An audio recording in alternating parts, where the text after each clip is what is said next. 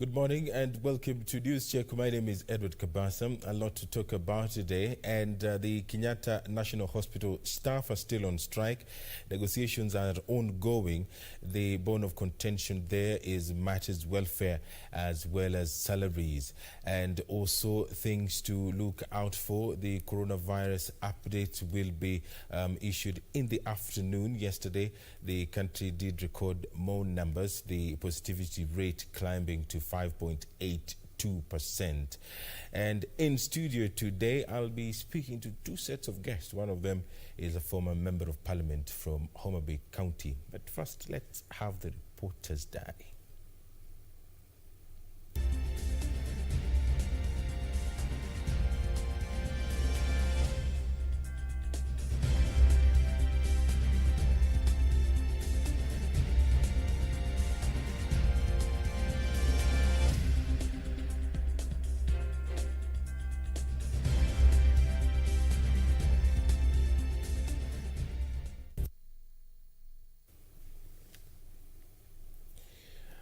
And right now, I am joined by Agostinho Neto. I've got it right, eh? Yes, you did. Agostinho. Surprised, yes. Thanks for having me in studio today. It's long since I was in the KBC studios, really. So it's really humbling to be back here after a long time. For those who do not know who Agostinho Neto is, he is the former member of parliament, and Ndewa constituency. Ndewa is in Homa Bay County. Welcome to KBC. It has been 2 years. It's been a couple of years since I was lastly in KBC studios, but it's always good to be back. The first TV appearances I made was actually on KBC TV, so it is really, really nice that I do this again. So yes. How was life been after parliament? Good, interesting. I mean, we're doing development work, we're making law, we're making legislation, and we're moving the country forward. And so it's quite an interesting learning experience. Being able to look at Parliament from outside inside, trying to see how colleagues in the House of Parliament are failing or doing good work, and seeing where we should have done better when I was in the House of Parliament. So it's a lot of retrospection and a lot of looking inside in terms of doing self-assessment, and it's been a good experience. You were elected in 2013, but things did not go well in 2017. Yeah. If you look back, is there anything that probably you would have done different? I mean, first, I was elected twice, in 2012 in a by-election, and even after that, then I got a re-election in 2013. I think I did my very best with regard to what a parliamentarian should be able to do. Parliament's role is threefold. Legislation. I made 3 laws to my name. Not too many members of parliament can talk about that kind of thing. I mean, and some walk out through the houses of parliament a couple of years, but not many say that they drafted or wrote a law. I did 3 laws that are being used in this particular country today. So in terms of legislative work, I did my best. In terms of my oversight role, I did hold a state institutions to check. I ask the right questions, I put in the right motions, and I think with that regard, the Hansard records of Parliament bears me witness. In terms of representation, I tried. It's in the representation front where, it is never possible to please all voters. And, the thing about being an elected member of parliament is they elect you on the second day they say, he's going home, even before you've made the mistakes that they hope that you can make. But in terms of representation, I did my best, put up a scholarship fund for people who are going to national schools and secondary schools in my constituency, because I know the levels of poverty fairly high in Ndewa. So for me, education is a multiplier. So I tried to push as many as I could through school, through bursaries and scholarships.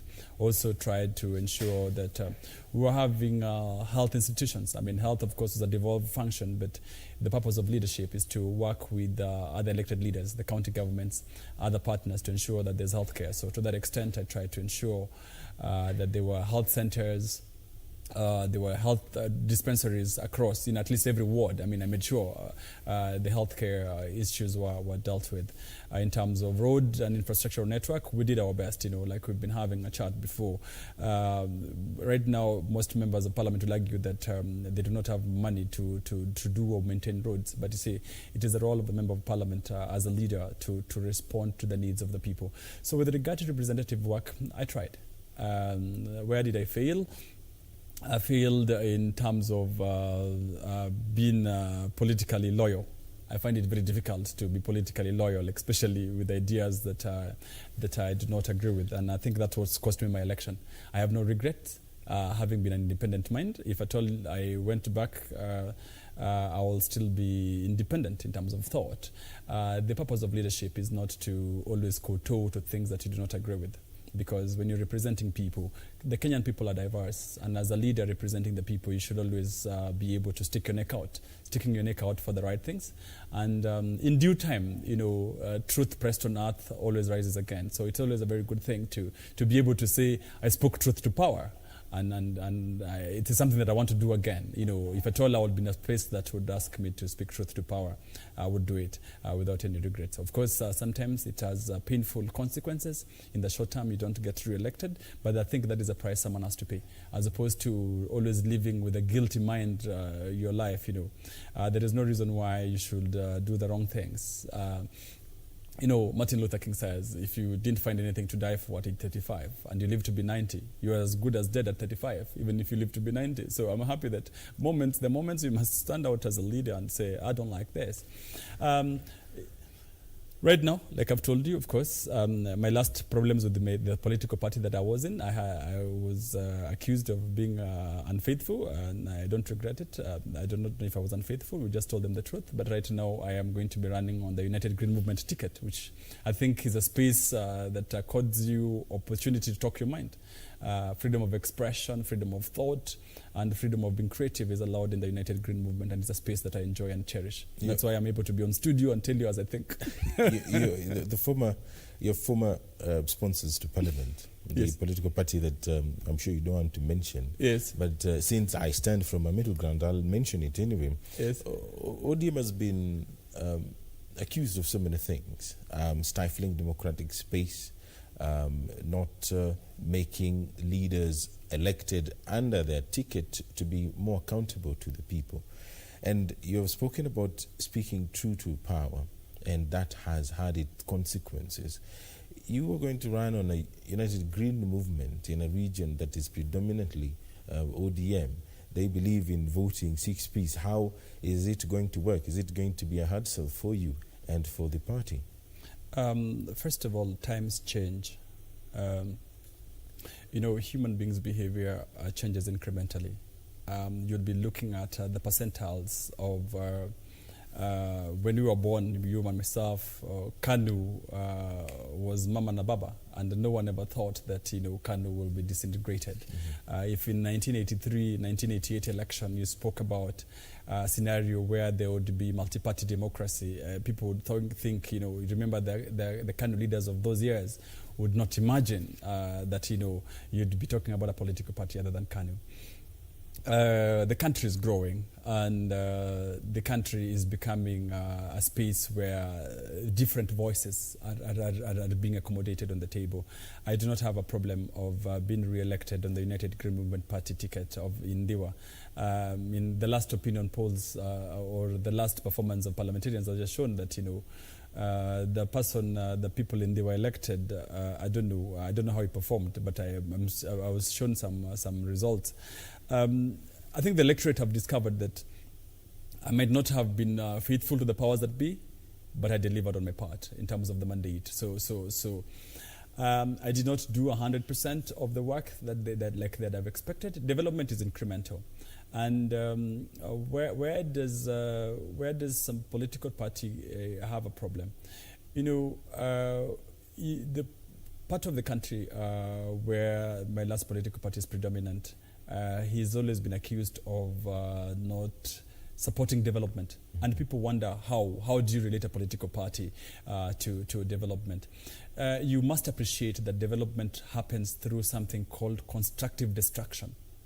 Now, you see, for me to be a member of parliament, or for you to be a member of parliament, I need to showcase my ideas. I need to go to the marketplace, which is the people, and show them how am I different from Kabasa, for example.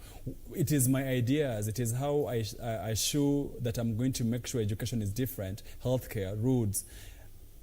It is the ideas that I bring on the table that make development happen. It simply means that a good idea kills a bad idea. And you progressively then improve on a good idea. If a political party does not give people a chance to engage in constructive destruction, that if at all it does not let me eat your bad ideas, and that you know that if you say one name and then it's sorted out. So what then happens is you end up with people who then are not loyal to ideas. They're not loyal to these ideas that should be feeding off each other, but their reality then lies elsewhere. Now, what that does is that it then stifles development, because now there's no constructive destruction. No good idea eats onto another idea, and that is why now development does not happen. So when someone asks you, how is our political party not been able to stifle development, it is because the political party is supposed to give leadership space for a marketplace of ideas. Kabasa's ideas should be better than Neto's ideas. So what people will be buying is your ideas, which are better than mine. But if at all anything goes, that because I was seen taking a photograph with you on TV, that's a good thing, that's ticket enough. Then you end up with the sort of things you've seen in some parts of the country, where zero development happens, the same leaders are elected over time. But I'm happy that the electorate maybe have woken up, and we've seen a few places in Nyanza where the people are beginning to wake up and smell the coffee. Because one of the main issues here is making that line of thought resonate with the voter, those who have been cultured to vote in some kind of a pattern. And probably there are systems which are being put in place to ensure that they vote the same way come 2022. Is it going to be very difficult to make the people look at things the way you're looking at them? I think right now, 2 election cycles, it was difficult to imagine that out of Luo Nyanza, for example, there would be a different political party. But we've just watched in Kisumu County, for example, there are 2 members of parliament who are not in the predominant party. In Siaya County, there's already the pace already set, and in fact one of the paces was set in a by-election, which meant that everyone else was there, and by-election is the hardest thing to win. So for someone to win a by-election in a party that is not predominant with all the powers that be, it simply means that people are waking up. Migori County, you've also seen I think 1 member of parliament, even the current governor who was not in ODM before, and he got there. Of course he has his fair share of trouble, and I'm sure he's regretting why he even went back to the police. But let's put it this way. That what the political parties have been selling, for example, the presidency or this allure of some good life, this utopian good life. I really think people have woken up and discovered that it's no longer the same. We've seen circumstances changing, and you've seen members of parliament now being questioned on the basis of what they're able to deliver. A couple of years ago when I was running for parliament, it was possible to say we're going to support the party leaders in that system, but right now they've discovered there's nowhere to support the party leader too. So I think people are waking up, and they're now having a conversation about bread and butter issues. People are worried about school fees. People are worried about good roads. I mean, this utopian heaven that you promise us, our roads are bad, we do not have healthcare. These are just questions that people are asking. When my county, where I come from, the referral hospital has no mortuary. People are eaten by rats. There's no proper maternity healthcare. There is no proper water and sanitation facilities when Homa Bay County sits on the largest freshwater lake. So these are the questions that people are asking themselves. We only have one life to live. Our lifespan is 55, 60. We've lived half of that. When is this we'll see this good life? So we must ask those hard questions on leadership. There is always that talk about that if you are someone who sees things differently, then you belong to the other side. And the battle lines are already drawn. Yeah. If you have a dissenting opinion, the assumption will be that you are probably aligning yourself with the Deputy President. How would you react to this? It is always possible to try to associate dissenting voices with other people, but I really think that I think the person who is not going to have any more legitimacy is the ODM party leader. Because, before the last elections, he called President Uhuru Kenyatta names. He printed him as this devil incarnate. And, to his chagrin, is the one who now shook hands and is now more faithful and loyal to Uhuru than Uhuru's own supporters. William Ruto, who supported Uhuru as deputy president, is now a very bad fellow. So the person who has no more legitimacy to show people or call people names, he might just make a turnaround and handshake with William Ruto. So that is their space. That is the national space. And I do not want to get into that particular space. For us as United Green Movement Party, we want to push forward a political party that is uniquely different, a political party that espouses a couple of philosophies and principles. We are giving Kenyans a political party that believes in co-leadership.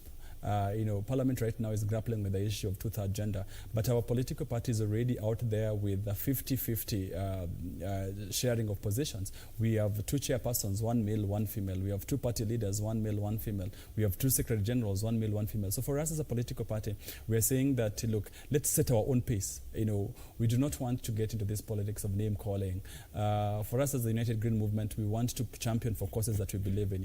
We're talking about youth unemployment, and we want to push the country the next couple of days, for government to pay stipends to unemployed graduates. We're going to launch that in a couple of days. We also would like to see a general framework with regard to, why is government taking young boys to school to study courses that do not make sense to their lives? So these hard questions we must be asking for government. The purpose people have government is to have life, liberty, and pursue happiness. Why would you be going to university for 5, 6, 7 years to be given kazi mtani to go and look for garbage? How is that relevant? I don't think garbage is bad to clean, but why would you be studying IT so that you go and remove garbage? You should be innovative enough to show us, skills and tools of how to remove garbage using internet technology. We're also going to be discussing issues of social justice and equality as a political party. We also want to do environmental programs. We are a green political party. We believe in the environment being the core of human development. We believe in the environment being the core to all this, the supportive base for all environment. For all life. So we want to espouse a political party where it is not name calling, it is not people aligned to which power that be, because you've discovered that that's politics of principalities. It's politics that has no basis. For someone to make a quick turnaround from really calling Uhuru Kenyatta names to now praising Uhuru Kenyatta, you wonder if Jubilee is no longer corrupt as it was. You wonder if at all the country does not have the debts that we were told. You wonder if at all the healthcare Uhuru Kenyatta has succeeded in doing is building, he's succeeded in his housing programs. So what was this that was so bad about President Uhuru Kenyatta that he was painted as a devil, that now it is all of a sudden very good? And that's what I'm saying. It's a time now for Kenyans to be engaged on the basis of ideas, ideologies, and that's why for us as a political party, the United Green Movement, we're saying we want to come onto this platform with youth unemployment issues, we want to come onto this platform with environmental issues, we want to come on this platform with social justice and equality, so that if you think those ideas are aligned to Uhuru Kenyatta, William Ruto, or Raila Odinga, that's your problem.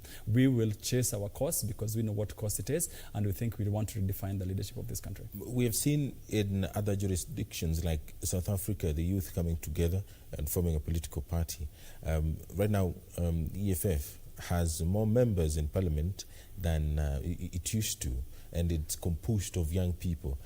Do you think that currently in Kenyan politics, are youth gaining that meaningful ground? Are they taking matters into their own hands instead of depending on the older folk to help them out? You will see over the next couple of days, we've spent 3 years building a solid political party. The United Green Movement has been on the cards for the past 3 years. We've not been visible. We've only been visible over the past 1 month. and it has been very strategic. We are incrementally getting there. You will see more of us in the next 1 month, in the next 2 months. We've seen, we took our posture, we have surveyed, we have a general scan of the national politics, and you will see that the United Green Movement is going to be moving forward to take the space in leadership, because we've discovered that half these political parties are personality cult-based. And if you ask me who is the person behind the United Green Movement, there's no single face you can put to it. There's a group of leadership. There's a constellation. You have 38 leaders from across the country, and I told you, Kwale, Kilifi, Mombasa, Kitui, Homa Bay, Nyamira, Kisii, and we're across the country. And it's not one person that you will ascribe to and say, Neto Agostino, being the co-party leader, is the eminent face. We want to bring a leadership that is institutional. We want to bring a leadership that, believes in the principles of good governance.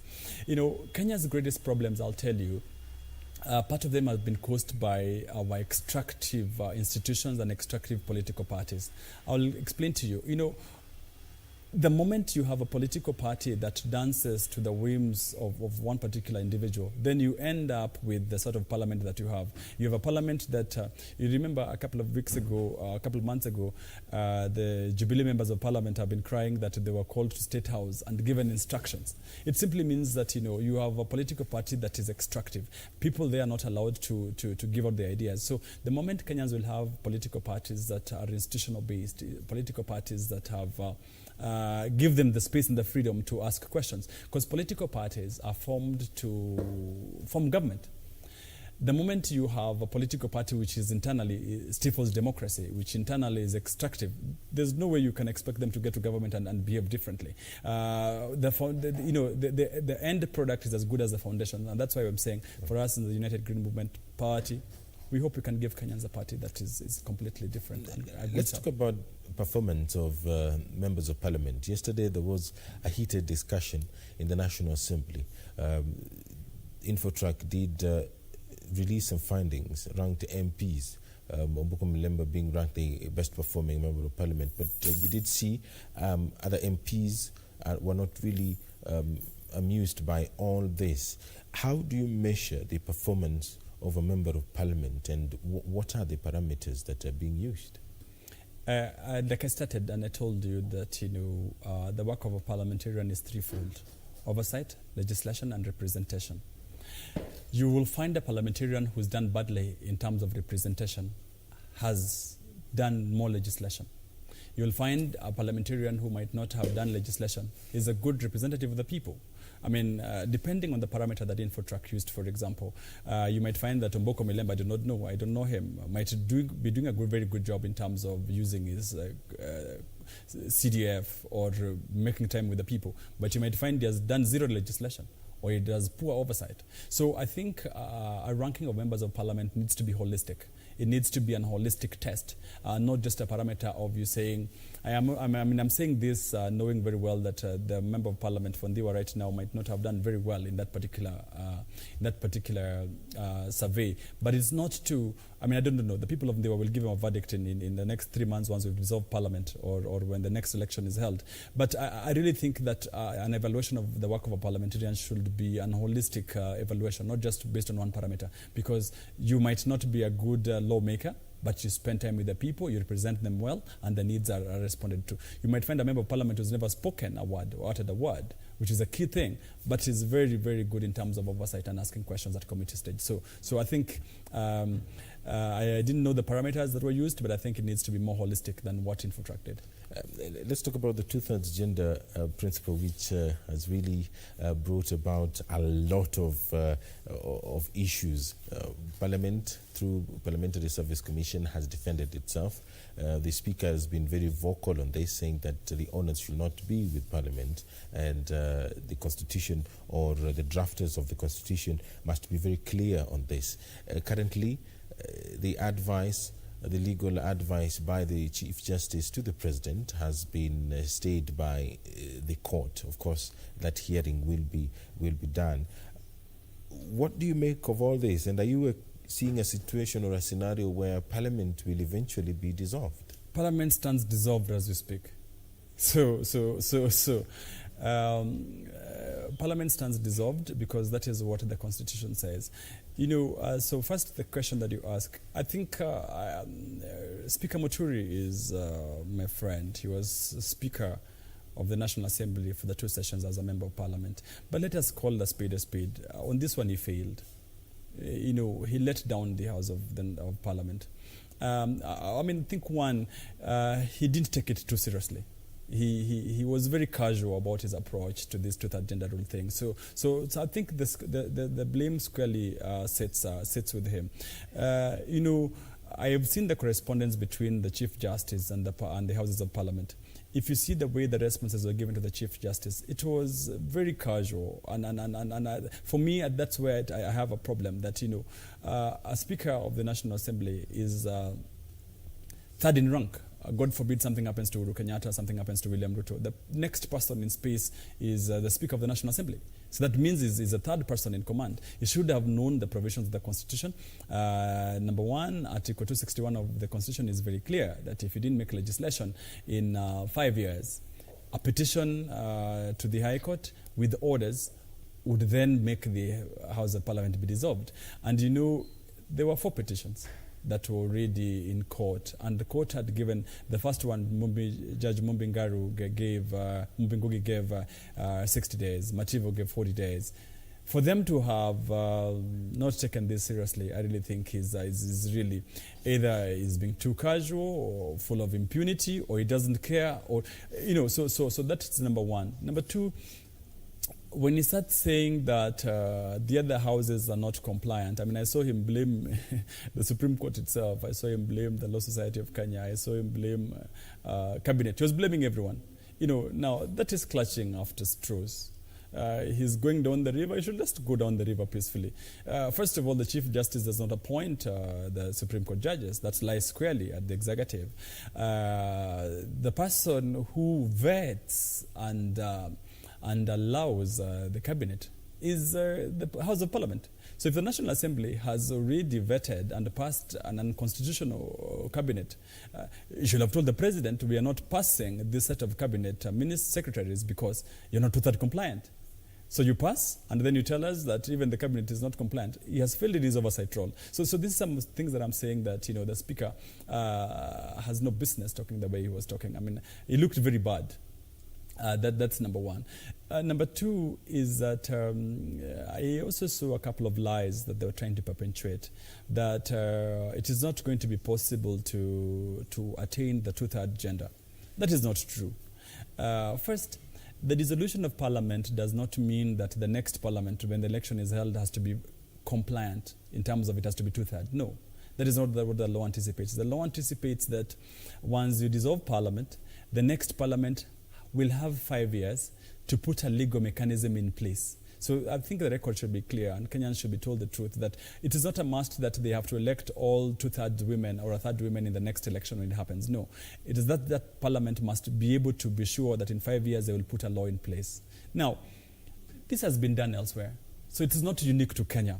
It is not that Kenyans are asking Parliament to do something. It's not rocket science. We're not asking them to go to the moon to find out how this is done.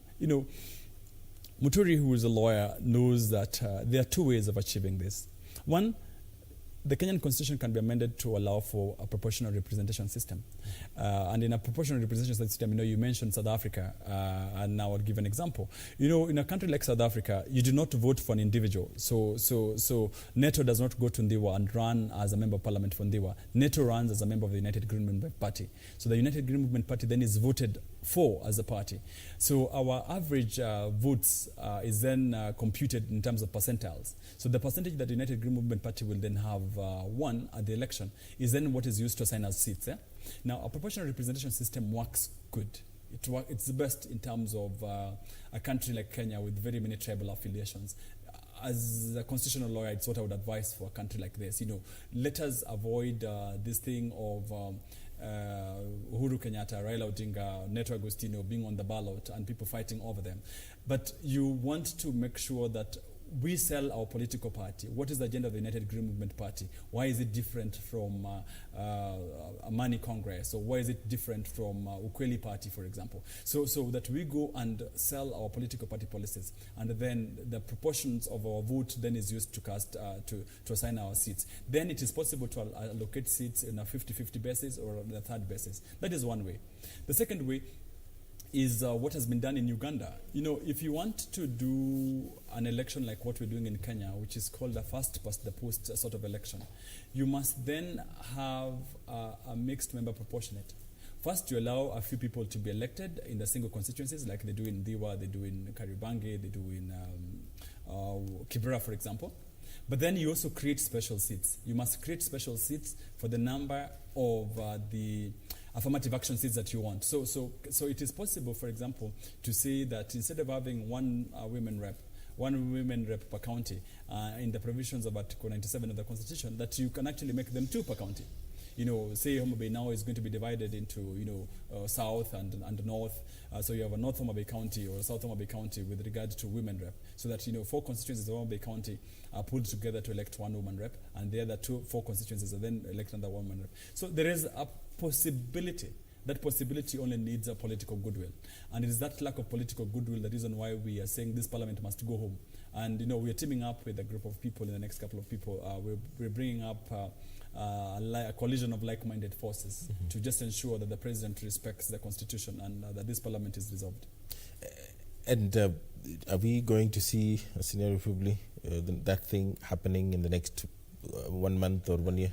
President Uhuru Kenyatta has up to the 13th of October because the Chief Justice did issue the advice on 21st of September. The Supreme Court has shown elsewhere that when the period of time is not clearly defined in law, then the reasonable period of time is 14 to 21 days. So he has between 14 to 21 days to dissolve Parliament. And if he does not dissolve Parliament, we as the United Green Movement Party and other like-minded Kenyans, we will ensure that Parliament is dissolved. And this is the first time that Kenyans should come out in large numbers to exercise their sovereignty directly. If you're talking about constitutional principles, Article 1 of the Constitution talks about sovereignty belonging to the people. What does that mean? Sovereignty simply means that it is the way the people of Kenya want to be governed. So how do we want to be governed? We've said that we want to be governed in a way that we can go and do it directly by ourselves, but because sometimes it's not possible to do that, we'll delegate it. So you delegate it to the House of Parliament, you delegate it to the executive, you delegate it to the judiciary. But now, the powers that Chief Justice Maraga is exercising under Article 261 of the Constitution is requesting the President to exercise delegated power. And is saying that this parliament has failed with regard to enacting this particular legislation. So let us then dissolve the House of Parliament as the president. If he does not do it, the people of Kenya have a chance to ensure that they exercise their sovereignty directly by dissolving parliament. All right. You are watching News Check. With me is former Member of Parliament Agostinho Neto.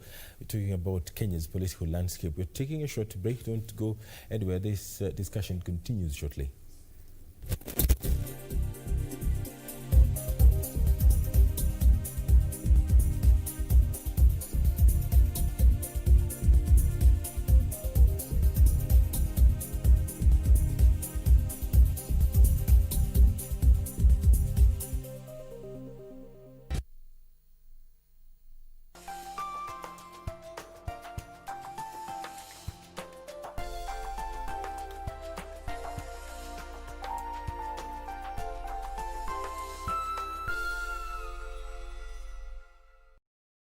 When the world changed, it made us go back to the simple joys and love the little things even more, like serving up your best, eating together, and sharing more. Now, we'll take nothing for granted and always remember to taste the simple joys.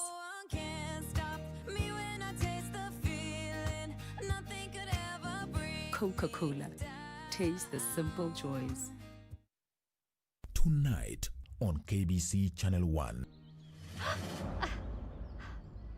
Who did this? Now you'll see what's going to unfold.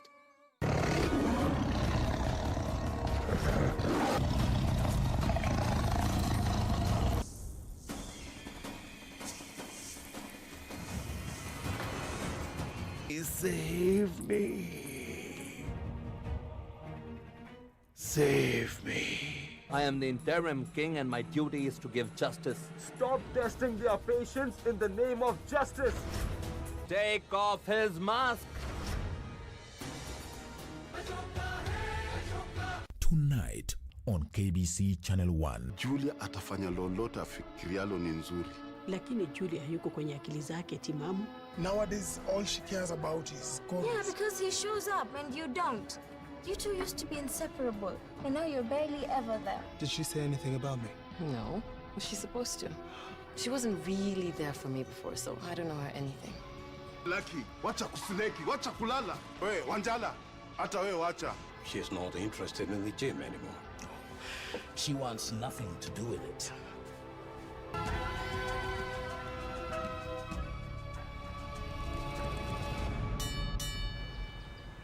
Tonight on KBC Channel 1. Now if you don't want to, I will find a better partner that's much more handsome than you. Then who betrayed me? Veronica Sagun.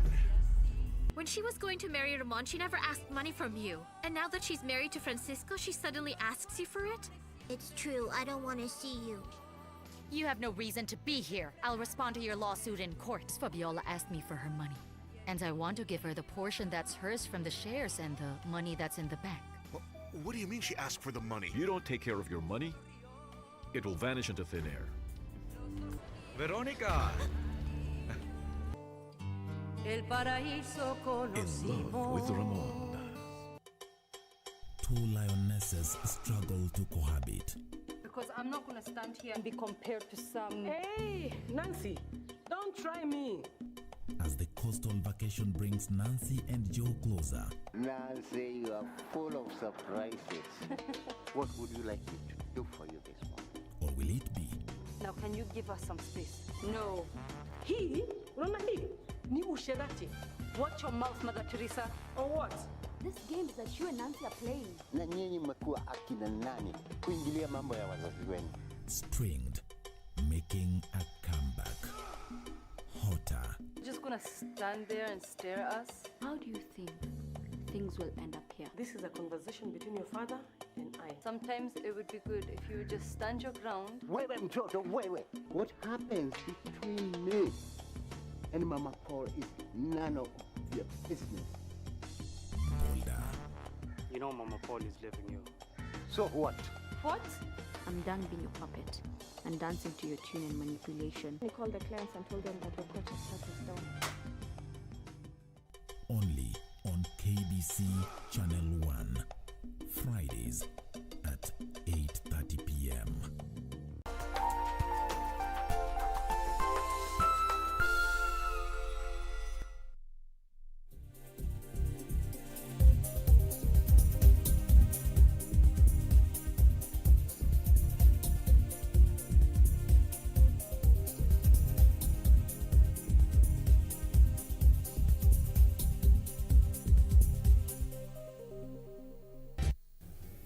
Good morning to you. You are watching News Check. In studio with me is former Ndewa Member of Parliament Agostinho Neto. And earlier, I asked you about the representation of youth, whether or not the youth are making political inroads in the country. We have seen the number of young members of Parliament growing from single digit to double digits now. I don't know how the situation will be in 2022, but this should be encouraging enough for the youth to continue engaging in politics. I think it's true that the Kenyan youth have a chance to come out to the front and claim their space. You know, you cannot have octogenarians and septuagenarians defining your future. Kenyan youth have a whole life. You know, politics is everything. You know, Nkrumah said, seek ye first the political kingdom and everything else will fall in place. You cannot leave politics to a group of a few, a narrow elite. In fact, Kenya's greatest problem has been a narrow elite that is perpetuating themselves in political power for hours on end. You know, they've been able to then secure government contracts, then been able to promise young people these utopian jobs. They've been able to promise young people this better future, which is non-existent. I really think that it is a chance for the young people in Kenya to get into political spaces, because politics is everything. And for us as a United Green Movement Party, we are putting a lot of emphasis on young people, and we are putting a lot of emphasis on women as well. We know that the youth in Kenya and the women of Kenya have suffered political inequalities with regard to space in the political parties. And that is why you see we want to establish a very vibrant Women League as a United Green Movement, where women can be able to voice national issues in a very strong manner. We also want to establish a very strong Youth League, and you'll see the United Green Movement Youth League in the next couple of days taking on to governance issues, because the youth cannot just be used in political rallies to make noise, to tweet, or to do social media campaigns. The youth must take their rightful space and run for members of parliament, the Senate, the gubernatorial seats, even the presidency. So we cannot then just leave this space to people who are not bothered about our future, and so we will be giving that kind of space, and we'll be working with a group of people to start discussing youth at a national level with regard to youth in political spaces. So that's one. But number two, I think the generation, politics is generational. You had the chance of His Excellency, the first Kenyan president, President Kenyatta and Jaramogi. That particular set of leadership went off. Then you had His Excellency President Moi and his Kamodos, the Mulu Mutisias. That also went off. Now, this particular generation of Raila Amolo Odinga and his crowd, they're also going off. And I really think that 2022 is their last anyway. And so I really think that it is time for a generation of Kenyans to come over and take the political space. And political spaces are taken in political vehicles. So you need to have a vibrant set of political vehicles. And the United Group Movement provides one of the chances for the Kenyan young people to come team together. And like I told you, we're a national party with representation from across the place, no tribal chieftain and no big person who bankrolls the party. So it's a very good thing to have a vibrant political party that gives youth and women space. So I think the Kenyan youth, it's their chance now. It's theirs to lose if they do not grab the political space. What was your relationship with the late Kibra Member of Parliament, Ken Okoth? Ken, Ken, I called him Asam Jarongo, a very good friend of mine, and I think he was a rare gem, one of Kenya's very best. Look at what he did in Kibra. I mean, he literally turned the place inside out. He made manifest what constituency development funds can do in a slum constituency like Kibra. I mean, in terms of Ken's development work, representation work, I think he was on top. He had no equal. Our friendship with Ken was, the longest. I learned from him, he learned from me. We fed off each other. His manners were, of course, better than mine. I learned a few good manners from him. But it was more of the international trips that we took with Ken that really made me appreciate the space. We did a lot more international diplomacy for Kenya as members of parliament. We were the United Nations a couple of times in Geneva. We were the Commonwealth a couple of times doing real diplomacy with the then Deputy Secretary General of the Commonwealth, Josephine Ojambo, who is also Kenyan. We did a lot of good work for Kenya in the international human rights forums. We were able to draft international human rights resolutions for Kenya and for Africa. So Ken is a special friend of mine, and of course when he passed on, it was a sad stroke. But of course, then again, when you're too good like that, nature and destiny always has it that it do not last long. Jesus Christ, Martin Luther King, Ken Okoth, really. So I think he was too good for his life, because he went against the odds. And one of the fights I had with Ken is how you can represent a constituency like Kibra and still come out of it, because Kibra is full of divergent views, and the leadership that Kibra had for the longest, I do not know what they did, but see what Ken did in 5 years, turning around the whole place, and he opened up the slum for us in a manner that I think no member of parliament will do in a long time. I miss him all the time because we gossiped when things were hard. Our friendship was such that, there are things that I could not say that he said for me, and there are things that he could not say that I said for him. And that is how we fed off each other. So, if you woke up in the morning and he knew you didn't want to attack people, and of course he knew I had bad manners most of the time, I could say things without battling an eyelid, and I said it. But, some of these people in the last political party did frustrate him very much, which is one thing I didn't want to talk about. But that someone is out there, the sense of leadership is to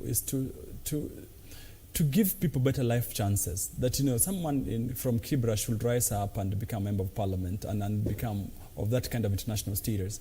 The people in Kibra also deserve a chance in life, that, many people from the slums can rise up and become important doctors, important lawyers. But for some leader to stifle this kind of thing, I do not know what witchcraft is about. Because then why would you be so happy when people's children are poor, when people's children are out for you in the streets, when people's children are beggars? But you really think that that's a good thing. So I really think for me, Ken, in terms of turning around the Kibra and opening it up, the number of scholarships that he awarded young children of Kibra to George Washington University in the US, St. Lawrence's University. I think if Ken were to be in Kibra for about 10 years, you'd be looking at a different set of people Kibra should have turned around. Soccer, healthcare, education. When Ken went to Kibra, there was 0 public secondary school. Can you imagine? Kibra, everything else was a private school. So, first of all, when you privatize rights, Kibra, I think is an interesting scar in the Kenyan nation. Everything else in Kibra is privatized: toilet, water, school, electricity. When you privatize rights, those people are then having their rights violated. The people of Kibra spend more on water than you people who live in high-flying places. A jerrycan of water, which is what they need, costs a colossal amount of money in Kibra. I think someone really, really needs to speak for the rights of the people in Kibra in a better way, in a better manner, because the rights have been violated for too long. But I'm happy that my friend can give them about 5 public secondary schools, and they're schools that really, really much none that I've seen in the country. So in those fronts, he did well. I miss him, and I hope he rests in peace. And it was a very good camaraderie. We'd have done better if we were to leave, but then of course his spirit lives amongst those of us who are his close friends. Is it really hard to represent the people and conduct oversight? It's an interesting tall balance because representing the people, sometimes the people are an interesting lot. When you want to do oversight, you go full hog, because doing oversight sometimes is attacking government, is being in bad books with people in authority. But you see, again, it's also those people in government that are supposed to be service providers. They're the ones who give you roads, they're the ones who give you water, they're the ones who give you extra bursaries. So it's a really, really interesting balance, because when you want to do oversight, which is what your role is supposed to do, you then end up not having the space for many favors in terms of the extra. In a good system of government, that should be automatic. That we have services delivered to the people. That is what institutions are supposed to be. You're supposed to be having an executive that knows that the people in Kibra, the people in Diwa, the people in Murang'a or Maragua have an equal chance. But that is not what it has been in Kenya. So if you're a member of parliament who does strict oversight, sometimes you miss on representation, which is a really sad thing. Because many Kenyans are cultured to look at political seats as just centers of power and not about representation and servant leadership. We have a chance in 2022. Kenyans have a chance in 2022. How should they use that opportunity to vet leaders before electing them into office?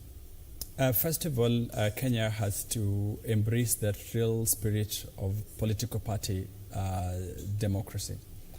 And the multi-party space in Kenya right now is a very good thing. I have told you the reason why development does not happen in certain regions. It is because, for example, in central Kenya, it is taken that Jubilee is predominant or is the monopolistic party. It's taken that in parts of western Kenya, Ford Kenya is a supreme party. It's taken that parts of Nyanza, ODM is a supreme political party. Now, you need to shake off that leadership of those political parties to make them know that people are supposed to be served. Unfortunately, I can tell you, having engaged with most of the political party leaders, they do not believe in service. Most of the leaders in political parties, the senior ones, believe in impoverished masses. If you keep them poor, if you keep them ignorant, you'll rule over them for a long time. So it's the Kenyan people chance to look for unique political parties that give them the space, because then you end up with someone being chosen to you on the ballot or being given a political party ticket. You get stuck with him, and you're the one who loses your life chances. Look at what parts of Nyanza have become. You have some of the leadership there. You know, some of us were vocal. My constituents who thought I was a rebel at the time, I think a few of them are thinking that the things that we were doing in terms of development were useful. Yes, it's true, we're not kowtowing the big bosses of the party, and of course we don't owe them allegiance, we owe our allegiance to the people.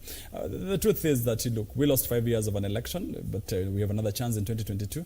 The people of Ndiwa now should be better placed to judge between us.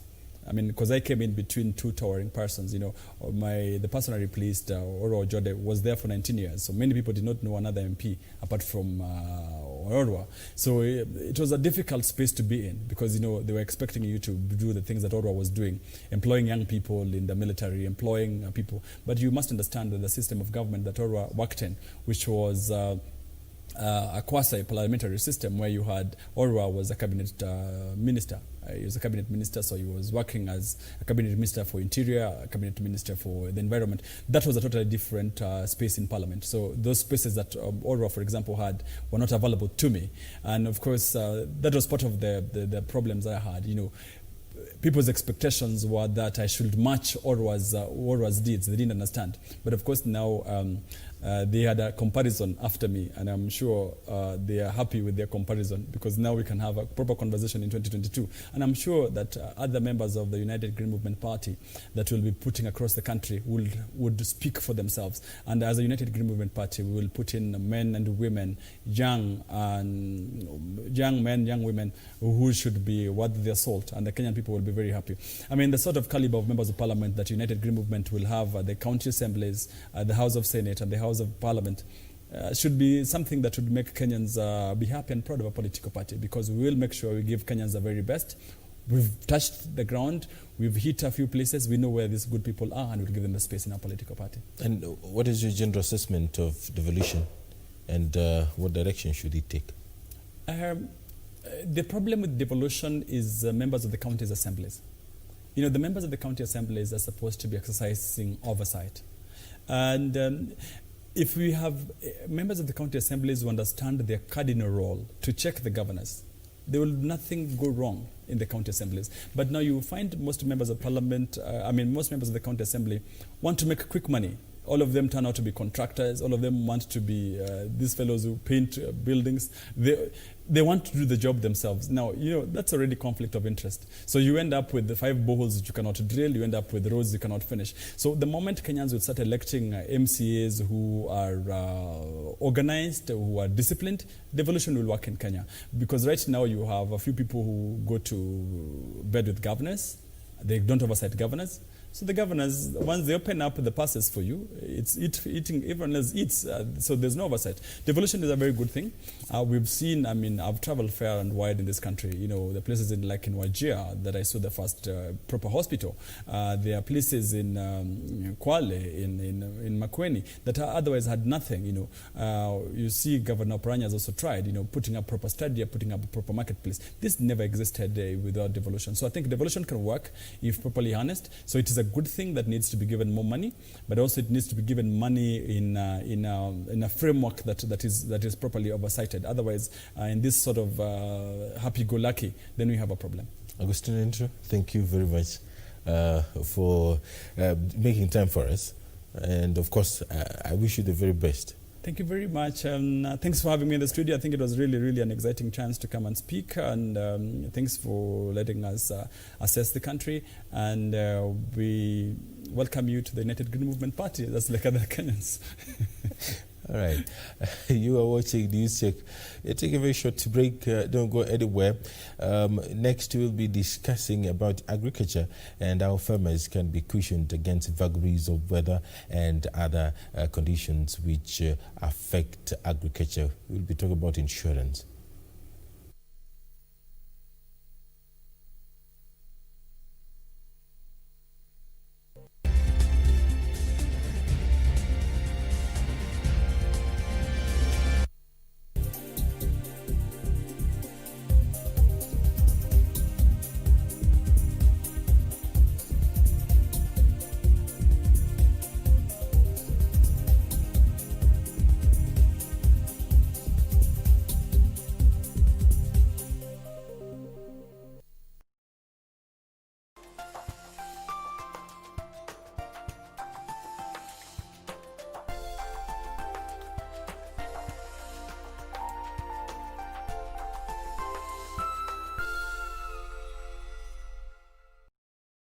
Tonight on KBC Channel 1. Weren't you gonna tell me? Porfirio, Why did you do it? I trusted you and you betrayed me. Did you come here to make fun of me, huh? To rub in my face what you did to me? Just go back to Tijuana and disappear from my life. And I want to know why you're saying that I am a big investor and who knows what other stupid things. Oh, who told you that? In love with Ramon. More and more, loving Jaja more and more to the top. Use your life to create now strife. Try to chant him out, plan day. Just true, she giggling, she just giggling, she giggling, pretty but she giggling. This weekend on KBC Channel 1. About how many of our girls are actually expecting children, and they are children themselves. During my teen life, I got a baby, I got pregnant when I was 16. Most men do not care how the girl will feel. For them, they are after one thing. I had to stay at home first, take care of the baby, then go back to school later. Girls need to have a vision. Where do you want to go? And I'll tell you, teenage pregnancy is a dream killer. Who mentors you? Who are you looking up to at that moment? Who has come and approached you and has worked with you? He got her education, and God blessed her with a job and a husband.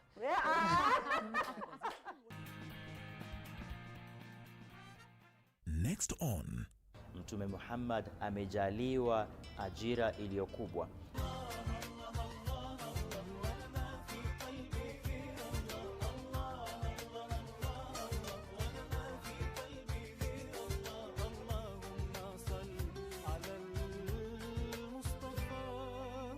Ujizuie ulimi wako kutosema na kutozungumza yale ambayo yatamkasirisha Mwenyezi Mungu na kuwakasirisha wanadamu. On the next episode of Hayuko. Nani? Huyo msichana hayuko. Msalani ndani. Nimeangalia kila mahali mpaka kwa mazulia hayuko. Wewe wacha mchezo.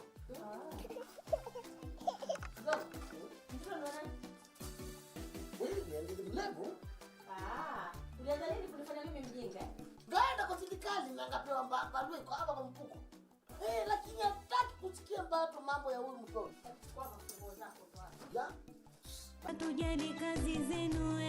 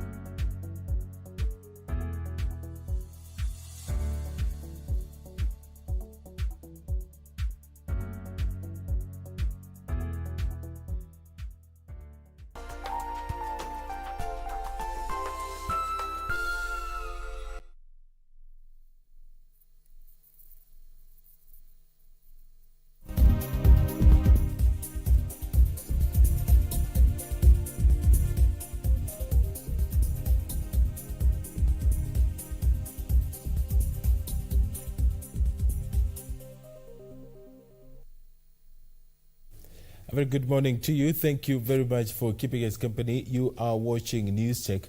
Right now we are crossing over to Kisumu County, where I am on the line with Achola Simon. Achola Simon is following up some matters for us. The Orange Democratic Movement is conducting nomination for the Kisumu North Ward. Kisumu North Ward, that particular seat fell vacant when the current Speaker of the Kisumu County Assembly, Elisha Oraro, did vie for that position. Of course, he was the member of the County Assembly for the Kisumu North Ward. Achola Simon will be joining us with that. ODM is conducting nominations for that particular seat, which elections will be held in a couple of weeks from now. As soon as we have Achola Simon on the line, we'll cross over. But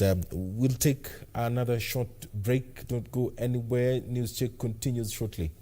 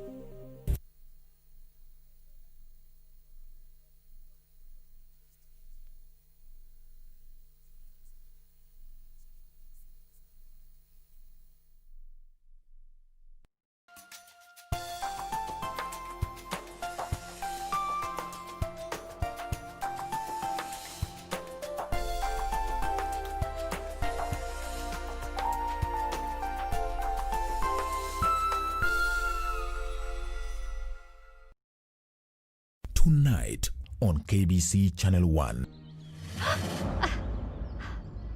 Who did this?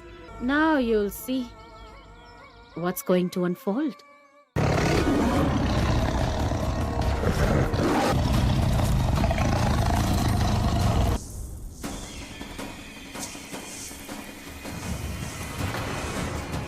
Save me. Save me. I am the interim king and my duty is to give justice. Stop testing their patience in the name of justice. Take off his mask.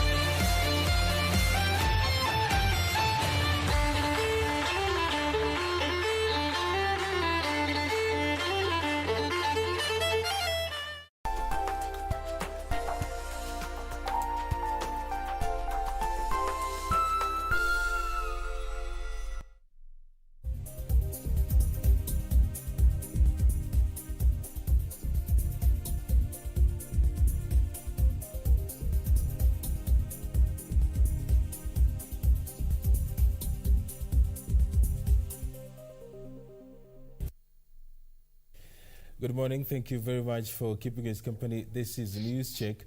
My name is Edward Kabasa. Now we cross over to Kisumu County, where our reporter Achola Simon is standing by. He is following up matters on nomination by the ODM party in Kisumu North Ward. That particular seat fell vacant when the member of the County Assembly there became the Speaker of the Kisumu County Assembly. Achola Simon, how is the exercise ongoing, and is it peaceful, and how organized is it? Well, thank you very much, Kabasa. I'll just correct you. We're not having the nomination exercise today. We'll actually be having it over the weekend, that is on Saturday. But of course, as we always know, the nomination processes, of course, that involves ODM in this part of the country is usually hotly contested. And this is not going to be different, as several contestants have actually shown interest in clinching the ODM ticket that for the by-election that will actually be held on December 15th. As you rightly put it, of course, this seat fell vacant after the current Speaker of Kisumu County Assembly, Elisha Oraro, actually resigned to become the Speaker of Kisumu County Assembly. That, of course, after the Assembly impeached the immediate former Speaker, that is Onyango Law, over corruption allegation, and of course that necessitated this by-election that will actually be going down in December 15th of December 15th. Of course, that is towards the end of the year. And what will be happening over the weekend, of course, is the nomination process of ODM. They were given 5 days, of course, that is from last week, to ensure that they carry out a nomination for the person who is actually going to fly the ticket of ODM in that particular by-election. And as I've already said, ODM nomination in this part of the world is actually hotly contested, and I dare say that in most situations, once you get the ODM ticket, you are as good as in, and of course that advises the hullabaloo that surrounds nomination in this part of the country. I'll just put it to you that this ward has about 15,000 registered voters with about 15 polling stations, and so far about 5 contestants have actually shown interest in this particular by this particular nomination process, and that is Thomas Omondi Kotieno, there's Bernard Otieno Muga, there's Samuel Otieno Dede, and then of course there's Caroline Pamela Awino, the only lady in this contest, and of course Ramadan Olaso Bilal, who will be gunning for that particular seat. And today, of course, we have one of the contestants who will be telling us exactly what the campaign process has been, and what they think, and of course what they'll be asking over IBC when this nomination process goes down on 3rd of this month. Thomas. Yes. Welcome. Thank you. So far, the campaigns, we understand that ODM nomination process in this part of the country is usually very hotly contested. How has it been this time around? That is true that the election process for the ODM has been hotly contested with a lot of eventualities, but I think at this moment we, as the party has been streamlined, things we are hoping that will be changing for the best, and we believe that the process is going to be fair and square for everybody. So we know that we do not want to disappoint Baba, for that matter, because he's doing a lot up there to devolve everything, and so we have to start with our party. And as you can see that the National Election Board was changed, and so the process, we believe, is going to be what it should be. And so I have the highest hope that if that is how it's going to be, then we are going to be having the best. Talking of fairness, we understand that IBC is actually one of the organizations that will actually be taking care of this nomination. Do you think that brings in the fairness that contestants have actually been craving for in this part of the country? Yes, if the IBC is involved in this process, and this is just a one-off process to see where we've come with Handshake, and so if things are going to be for the best, then we believe that even the people who are in those positions will be doing what is expected of them, because I feel that, even so on the ground, you'll realize that people are really taking sides, which at any given opportunity, somebody will be doing that. But I believe that with all the systems that have been put in place, we should be able to have a very peaceful and a cohesive elections. Maybe just in 30 seconds, the people from Kisumu Northward who are actually watching this telecast, what are you going to do for them? Briefly, please. Yes, I'm going to be brief on that. I think there's something that has been lasting for a long time. The youths have not been involved in anything that they're doing. We are told we are the leaders for tomorrow. We don't see that coming. And so we have to put our youths together and make sure that we have opportunities for them. And also the empowerment of our women. You know, those are personal initiatives that I want to provide. I also know that I will also know my responsibility as an MCA, which will be different from that. But I know through my networks I'll be able to work on that and also to help our community to build their capacity and also improve on the agriculture that is so vast in our ward. And I believe if all these ones are tapped together with our professionals and everybody involved, then everything is going to be well. So, and education is also a major thing. You know, we've had a gap with the professors. You know, in my area there used to be a lot of professors, but this gap has been widened up because our school-going children sometimes they don't get to reach the level they're supposed to be. So Kotieno is there, and we believe that this is going to be a new dawn. And so I request my people humbly that they come out and vote for me so that we can have that change that they can believe in. Thank you very much. We wish you all the best in the Saturday nomination. Of course, that is Thomas Omondi Kotieno, one of the contestants in the Saturday nomination process for ODM. Of course, we'll be keeping a keen eye on exactly what will be happening in the nomination process. And of course, as he has said, and many other contestants in that nomination process have actually called on ODM party to ensure that indeed the process is fair for each and everyone who will actually be participating in the nomination process. Back to you, Kabasa. I let you go. Just one quick one. The ODM party is currently engaged in efforts to impeach Migori County Governor Kothobado. What is the status of this?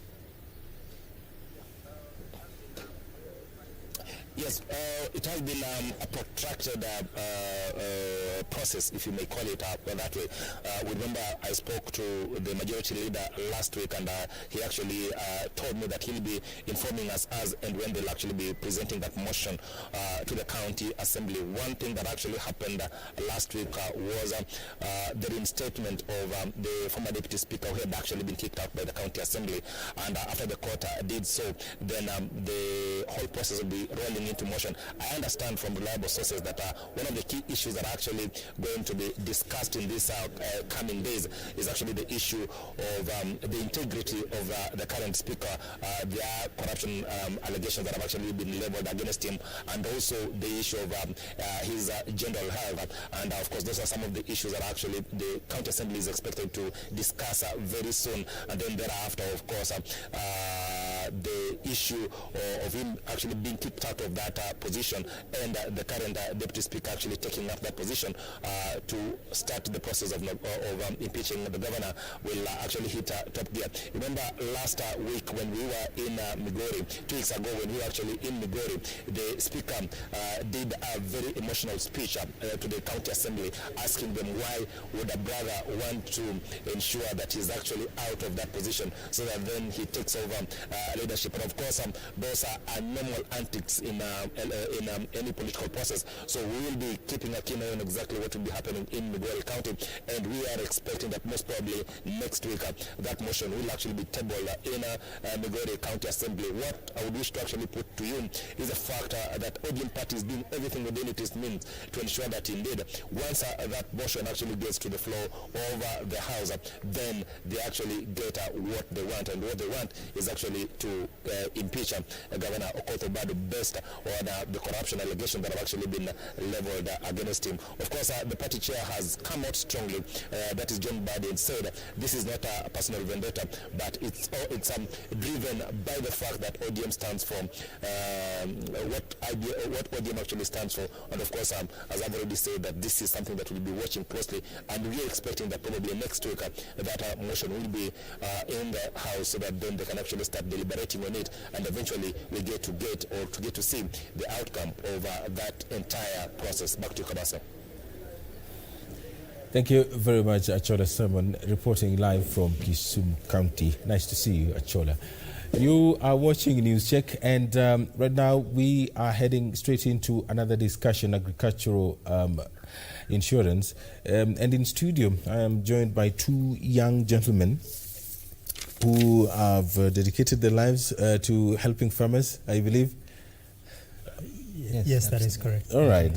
It's good to see young Kenyans or young Africans doing a lot to ensure that farmers are really protected and this agriculture is becoming as attractive as possible. Let us begin by doing some introductions. On my far left is Thomas Njeru, the CEO, founder of Pula. We'll be discussing that to know what Pula is all about.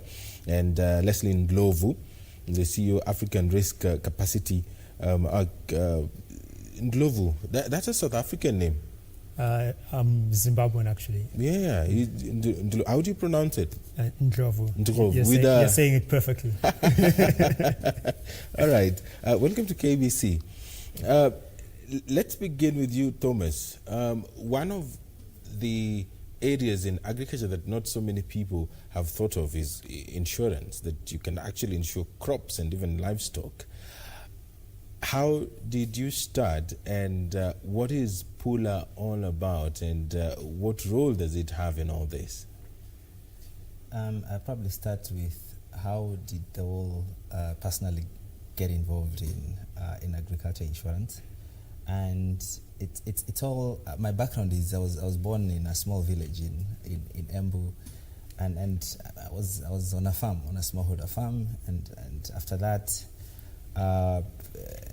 did my undergrad in actuarial science, and one of the things that started becoming clear to me was that farmers are the most uninsured segment. If you think about at macro level, agriculture contributes to 30% or thereabout of GDP, and connect that back to when I was growing up. We could clearly see the vagaries that farmers are exposed to. You know, it's from droughts to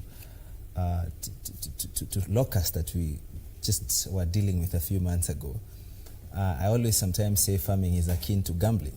And without any form of risk mitigation techniques, then you actually, farmers are left to their own devices, and hence Pula. And our role is to develop and distribute agriculture insurance solutions targeting smallholder farmers. Primarily, we have different products. On the crop side, we do what you call area yield index, which actually guarantees the yields of the farmers. Right. So protects the farmers against anything that actually impacts their yields. Yeah. And Ndlovu, talking about insurance, it involves a lot of risks. What is ARC engaged in? So ARC is an institution that is comprised of two entities. We have on the one hand ARC Agency and ARC Limited, which is an insurance company of which I'm the CEO. At ARC, we think of our mission in terms of three broad areas. The first one is to help countries to plan for natural disasters. The second is to help countries prepare, and finally to respond. So when you look at the value chain from the beginning, at the country level, a country needs to understand the risk that it faces, particularly in terms of drought, which is prevalent in Kenya. And then the country needs to then understand what the exposure is and how they will respond if there was to be a drought. This involves, how much food will need to be imported, how it would get to the final beneficiaries. They need to develop a contingency plan and then decide how much of the risk they want to retain themselves and how much of the risk they want to transfer to the insurance markets. And to the extent to which they want to transfer risks, then this is where we will come in as an insurance company to underwrite the risk and then reinsure it in the international reinsurance markets. ARC is itself under the auspices of the African Union and has been developed as a uniquely African solution to the long-standing problems that we have had with natural disasters. It sounds so technical, but how do you make it easy to understand, especially for farmers whom we are talking about today? So it is very simple to understand in the sense that if there is a drought, then the farmers will be entitled to compensation that is based on the severity of the drought. This builds resilience in the farmers, allows them to bounce back after a severe drought, and guarantees the long-term food security in the country. So really, when you look at what we are doing in the agricultural space, it is a vital role for ensuring the sustainability and the resilience of farmers. Jadu, how is agricultural insurance applied? Applied, you mean in the sense of if I need to, like today, it's very easy to insure a phone.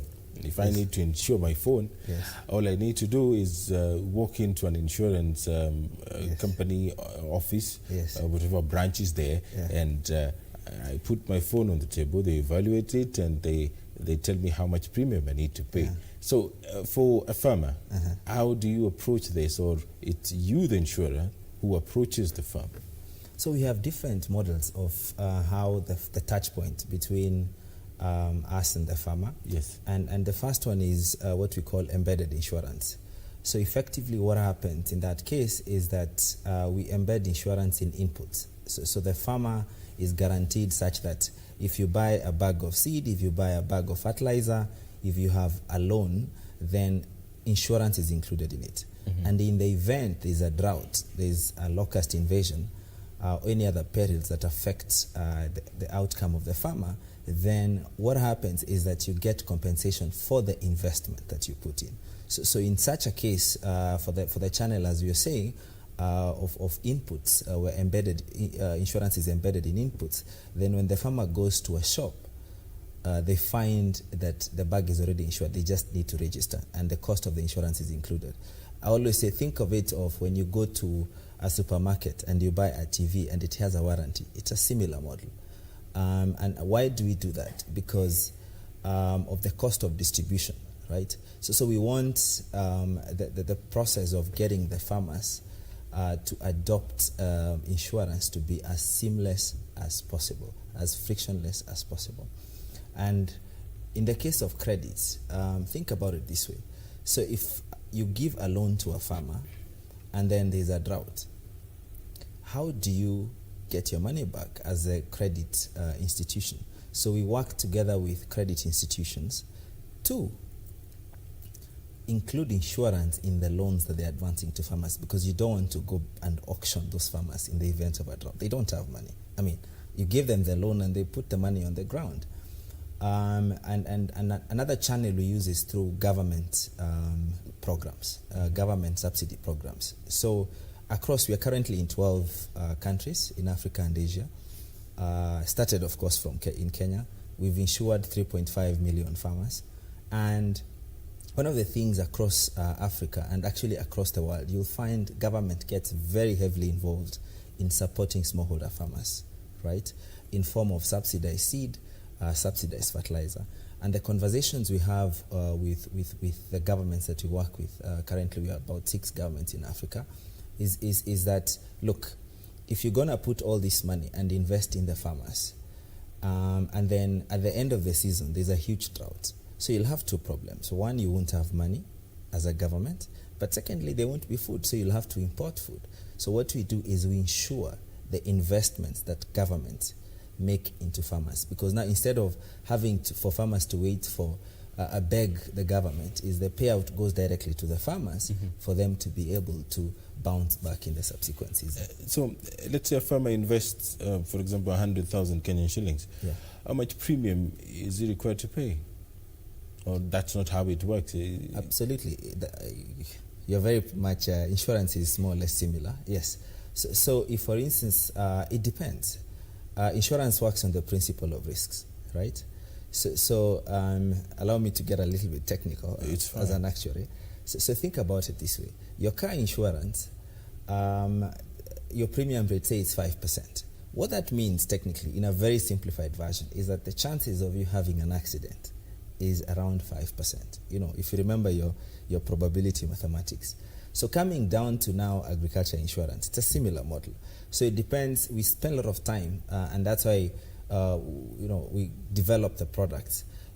Looking at the data, historical data, what's the frequency of droughts? What's the frequency of locust invasions?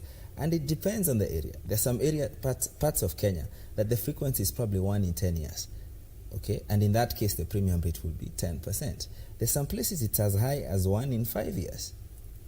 And in that case, the premium rate will be 20%. I'm simplifying. There are many other complexities there. So the premium rate varies depending on the risk, the crop, and the location of the farmer. But I would give a range. It varies from as low as 5%, and in some cases as high as 15-20%. So it totally depends on the places. Like, for instance, if you go to Northeastern, the frequency of droughts is high. Ndlovu, one of the challenges that farmers in Africa do experience is not climate, it's not drought. Farmers across Africa have been complaining about the middlemen. Let's take cotton, for example. In the 90s, the price per kg was very good. Right. And right now, for those who are still engaged in cotton farming, it's not as lucrative as it used to be. Not that we have stopped putting on clothes, we're still putting on clothes. So how do you cushion these farmers from these brokers who have taken advantage of the system and have taken advantage of economies around the world to have such kind of influence on the whole trade? So I think the problem that you outline is an extremely important one, because it's something that we observe not just in Kenya, but across all of Africa and across many different crops. So then, to be able to solve this problem, I think you need to break down the agriculture industry into its component parts, and see how you then address sort of each part of those. The solution is not just an insurance solution, because this requires a more holistic approach and the participation of several other players. In the way we solve it in the insurance industry, as Thomas was alluding to, is by reducing the distribution costs of insurance and getting as close as possible to the farmer, so that the premium that the farmer is paying is being used to cover the risk that they face and is not being used to pay a middleman along the way. Over the years, this has become a lot easier because of technology, particularly in Kenya, where the rate of adoption of technology is quite high. Then it makes the process easier, reduces the number of middlemen between ourselves and the final consumer. All right. And Thomas, we have seen some farmers coming together to form cooperative societies. Others have worked out, others are really struggling. Mm-hmm. Is it advisable to approach insurance from that collective point of view, or probably every farmer should just consider the idea of approaching Pula, for example, individually? You've actually answered the question, absolutely. So absolutely, insurance works on the principle of pooling of risks, and as Leslie was alluding to, it's from a cost point of view. You actually it becomes much more cost effective if you're working as a group. Mm-hmm. And across Africa, for instance, in Nigeria, we work very closely with cooperatives, the Rice Association of Nigeria, Cotton Association of Nigeria. So we insure groups of farmers, and in that case, they're able, even from a bargaining point of view, their negotiation power is higher. They're able to get a superior product or cover for that matter, because of the element that one is distribution and pooling of risk, and two, that they have the negotiation power. Yeah. And maybe if I may just jump in and complement what Thomas has said. In insurance, diversification is an important part of the strategy, because if you have in Kenya farmers in the north, farmers in the south, in the east and in the west, the probability of having a drought happening in all those parts at the same time is lower than the probability of just the drought in one area. So if you're spreading the risk amongst more farmers, then you're also lowering the cost of the product. So for us, at our core, our mission is to ensure that we cover as many people as possible. And if they're approaching us as cooperatives, as groupings of farmers, this makes the conversation a lot easier. And in terms of technology, are you giving advice to farmers to adopt technology? Absolutely. That's at the core of what we do. Think about it. The moment I insure a farmer, my interest is to make sure the farmer succeeds, right? So in addition to offering insurance, what we do is what we call e-extension or digital extension services, where we provide very contextual information to farmers, either via SMS, via WhatsApp, and the USSD, many other tools around how do they become better farmers. And beyond that, actually, that information is also powered by data, because insurance is very data heavy. So for me to come and insure a farmer, I need to understand what actually happened the last couple of years. What are the drivers that actually make that farmer either get a higher yield or lower yield? What are the risks?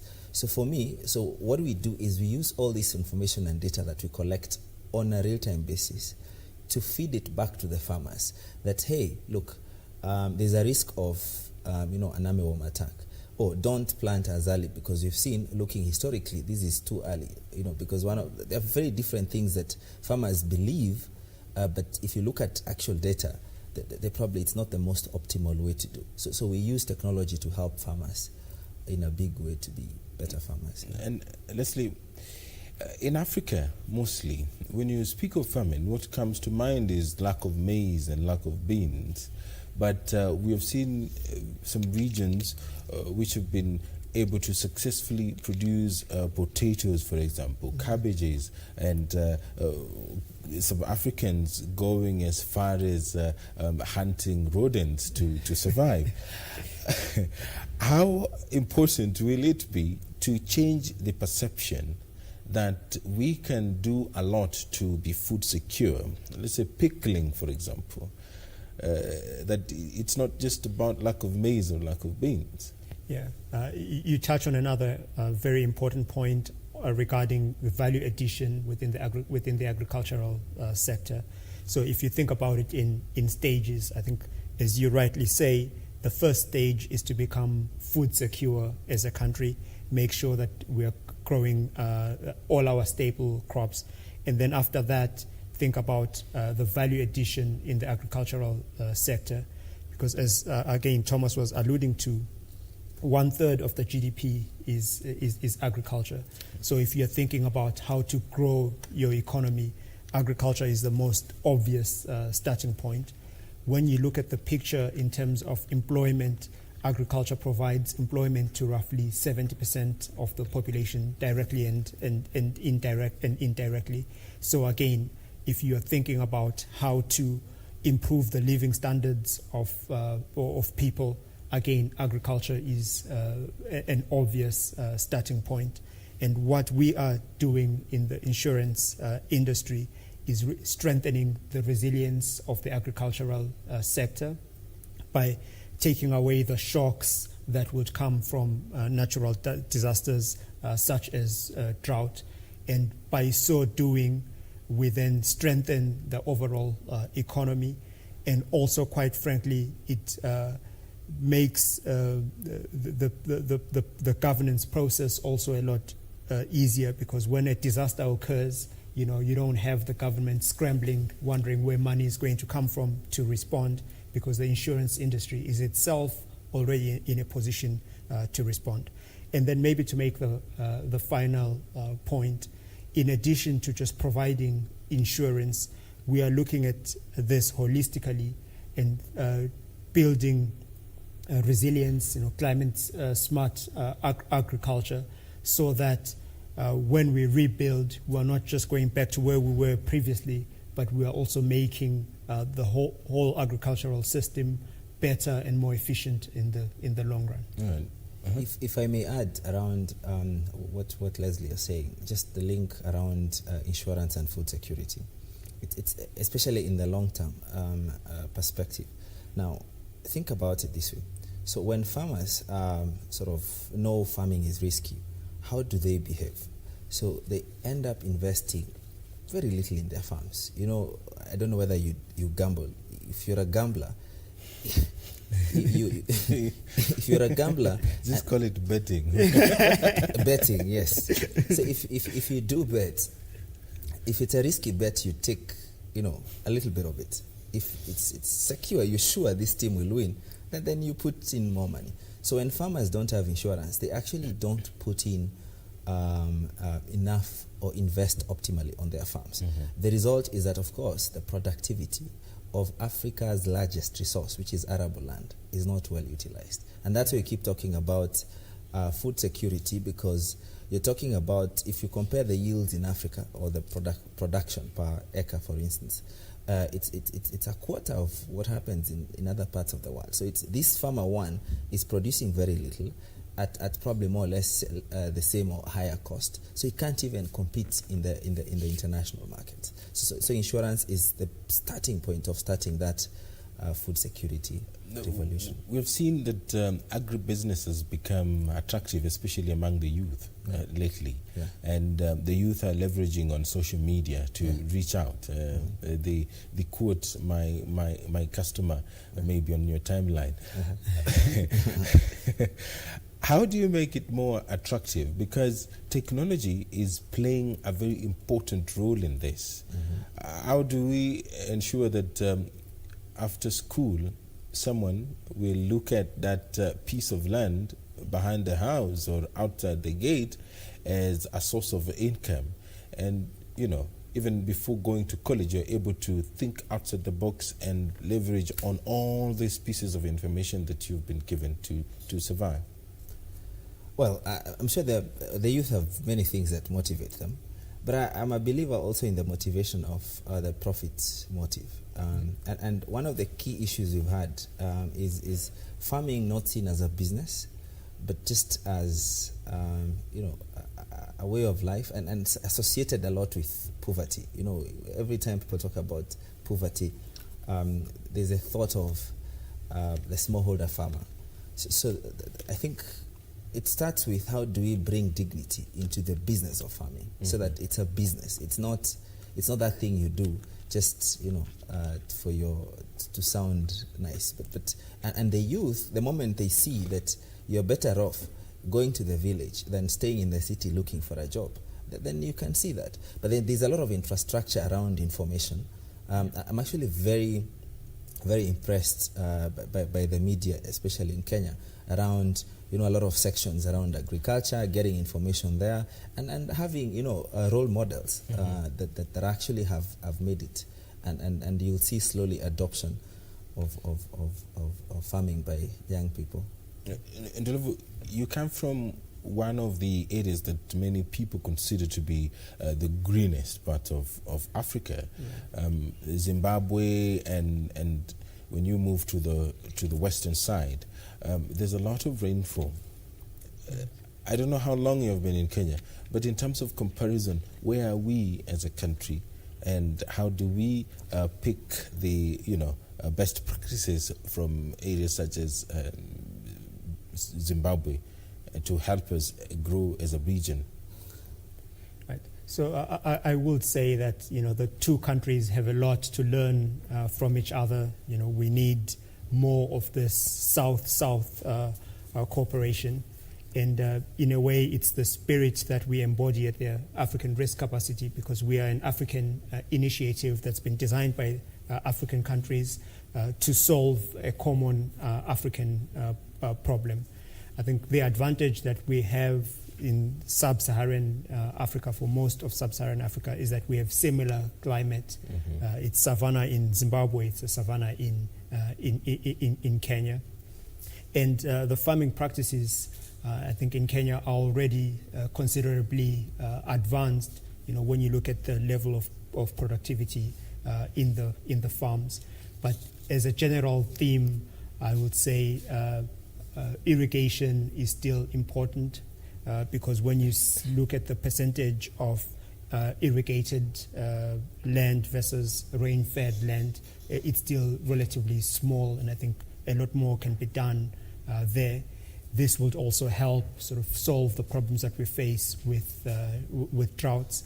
There is some work to be done around flooding, so just water management, because as you know quite well, that we experience regular floods in this country in Western Kenya.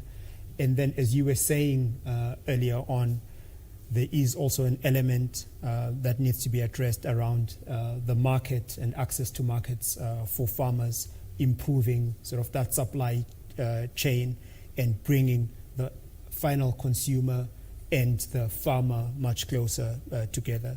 Sort of social media is becoming important in this, because if you open Facebook, you see a number of farmers that guarantee delivery to your home of fresh organic produce. And so then this is important in disintermediating the value chain and bringing the farmers closer to the customers. We have enough population to consume what we produce, right? Yeah, Thomas? Definitely we do. Actually, we have more. We can, if you think about, we still import food, right? Yeah. We are a net importer. And so, I mean, if you look at the most countries in Africa, so there's opportunity, the markets are there. Of course, as Leslie said, the inefficiencies in terms of how the markets operate, but the markets are there if you produce at the right price. And why is it that we produce coffee, for example, and it leaves the country, comes back more expensive? I think it goes down to also value addition. I think that's as Leslie was talking about, the first level is increase your productivity. The second level is around value addition, and key there around value addition is you gotta do, as you're doing your value addition, you already have to think about who is your target market, right? So as long as yes, we are exporting, you know, there's this old adage that we produce that we don't consume, and we consume that which we don't produce. I think we need to change that and start actually not only promoting consuming our own local. I mean, we have our own rice, right? And probably it's one of the best in the world. I always say that. We have our own tea. We have our own tea. And funny enough, you'll be very surprised that you travel around the world, right? People will keep talking about Kenyan tea, and it's known. So it's interesting when I get surprised when you find people consuming tea which is not Kenya. How has the coronavirus impacted agriculture in Africa? So then I think you can look at it at two levels. So on the macro level, I think Corona has had a big impact on sort of the national economy and the availability of funds. So if you're thinking about it from an investment standpoint, I'll say that this is a slowed down. However, when you look at it sort of at the level of the individual farmer, we haven't seen much decrease in the level of production. So then, which leads me to suspect that maybe there will be a delayed impact, because if you haven't invested a great deal this year, in the long run, then this will reduce yields. But the short-term impact hasn't been as severe. Thomas, maybe you've seen something different. Yeah, so you're absolutely right about the lag. But on the input side, we've actually witnessed, because we are also on the side of inputs when we attach insurance on inputs. We've seen in some countries, because of issues around importation and movement of goods, we've seen cases where farmers have actually planted without fertilizer because the fertilizer didn't get to the farm in good time.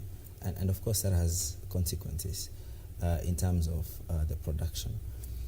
We've also seen impacts around movement of on the market side, right? Especially in some countries which had strict lockdowns, where farmers actually you end up having your goods or your produce rotting, going bad on the farm because you couldn't get access to a market. So that movement sort of ends up affecting farmers' access to market, which is already a problem. So it's just worsening an already bad situation. One of the sectors that really took a hit during this pandemic is the flower industry. We did see in the news so many people losing their jobs in Naivasha. You would argue that at such a time, the world needs so much love, and flowers are love. So how do we mitigate against the effects of such in the future? So this is a very interesting question in the sense that we've been talking about insurance, and so far we've just focused on sort of insurance as it relates to the yield of the farmer. But then COVID-19 and the lockdowns associated with it have exposed that there is also another exposure from the business interruption side, the ability of their farmers to get their produce to the market. And what's happening in the flower industry is a very good illustration of that. So the challenge that it poses for us in the insurance industry is then how we tweak our product to make them sort of more relevant to the needs of the customers. Because again, we are here to serve the needs of the customers. So then we need to find a solution for this problem that they face. Thomas, I've noticed that it's not just Pula that has invested in agricultural insurance. We have seen other players in the industry, and in 2016 the government also did have a say in this. Right. Going forward, what are we looking at? Are we going to see a situation where more players are going to be coming in and more farmers signing up, or we are going to see a reduction in players and farmers, knowing what to do?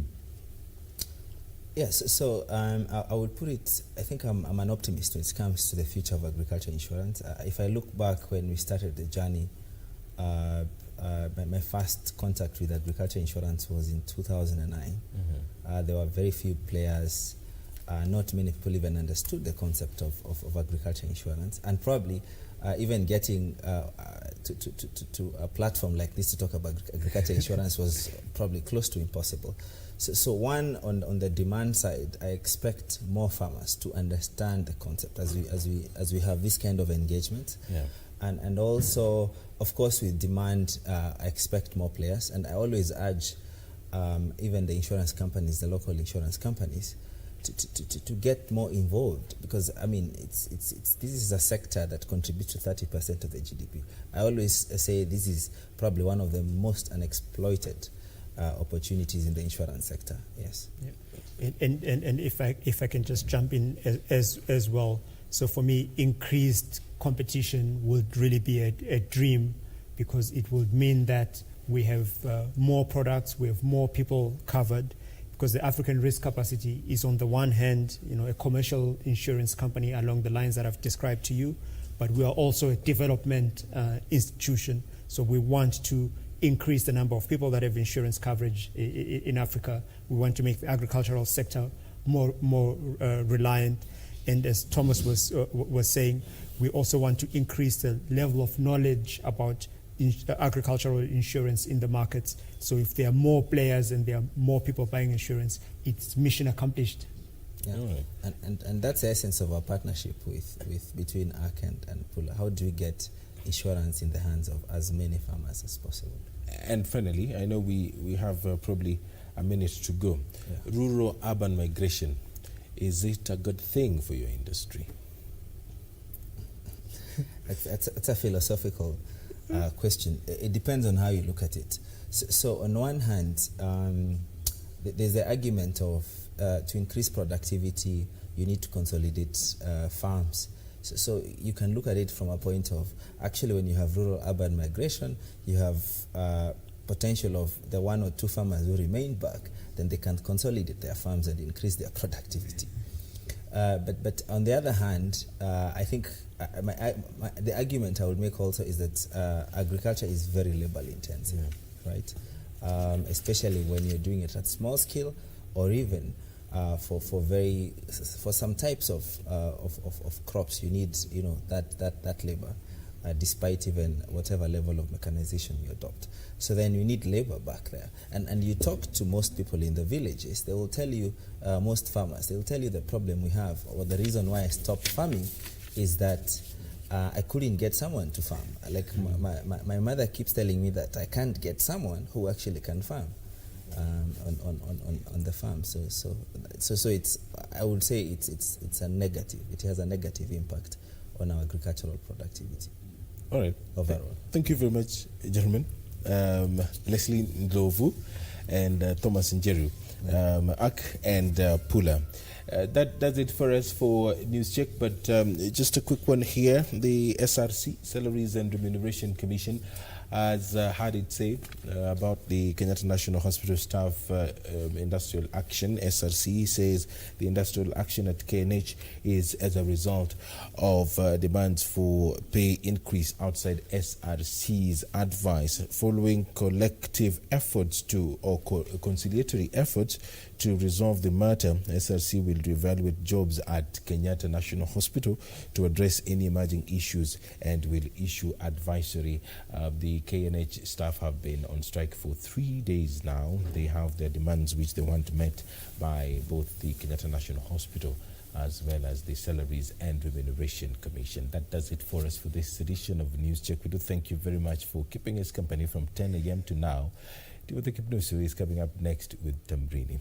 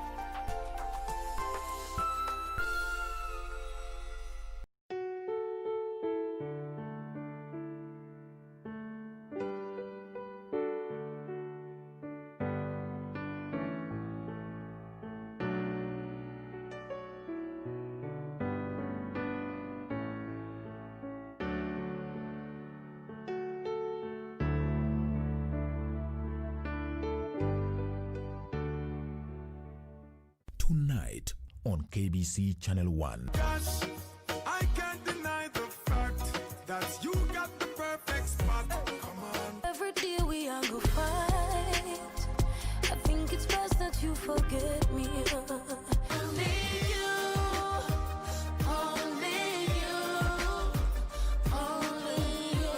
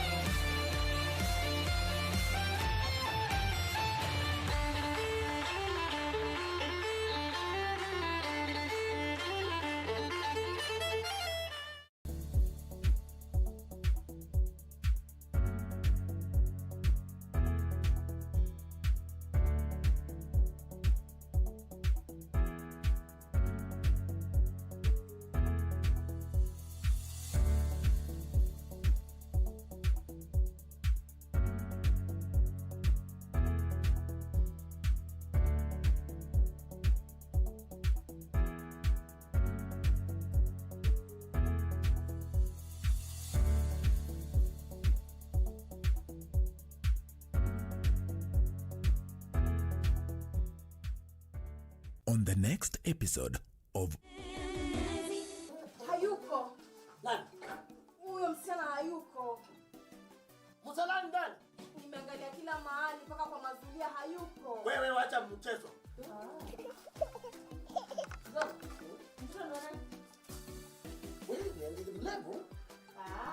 Ulianza nini kunifanya mimi mjinga? Gaenda kwa serikali na ngapewa barua iko hapa kwa mpuko. Lakini hataki kusikia bado mambo ya huyu mtoto. Kwa mafungo zako bwana. Ya? Hatujali kazi zenu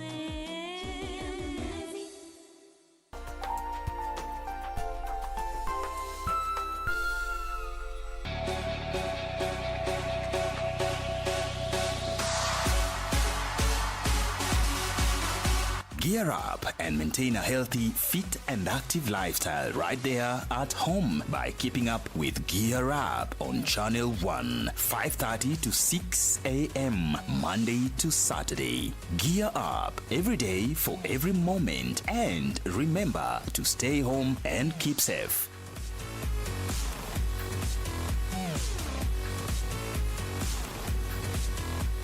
Next on Mtume Muhammad amejaliwa ajira iliyokubwa.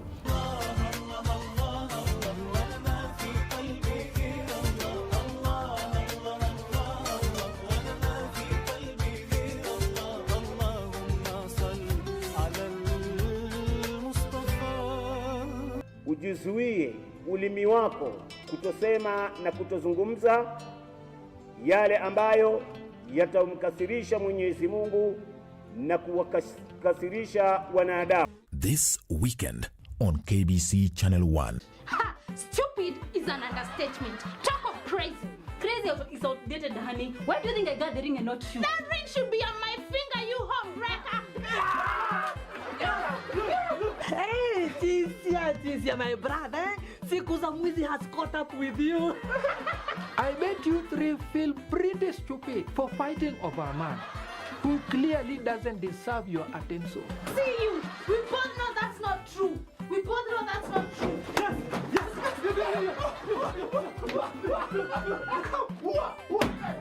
Everybody stop! Classmates, every Saturday on KBC. This weekend on KBC Channel 1. About how many of our girls are actually expecting children, and they are children themselves. During my teen life, I got a baby, I got pregnant when I was 16. Most men do not care how the girl will feel. For them, they are after one thing. I had to stay at home first, take care of the baby, then go back to school later. Girls need to have a vision. Where do you want to go? And I'll tell you, teenage pregnancy is a dream killer. Who mentors you?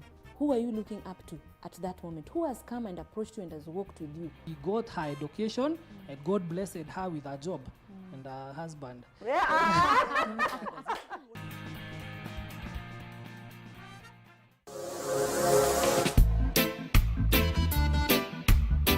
People gonna say all kind of things about you. With them on, just shake up. Need to mush you and done to mush you. When your booty gon' show me now. Baby, one time. Bossy baby, give me 2 times. Full 180. Crazy. Trago y ella la botella. Let's go. Ha, I needed some with some bopping. Mamacita, where you at? I've been trying to reach you. Choro, choro, choro, choro, choro, choro. Te pago. Katoto shepu awe, ayawe, ayawe. Pequeña katoto.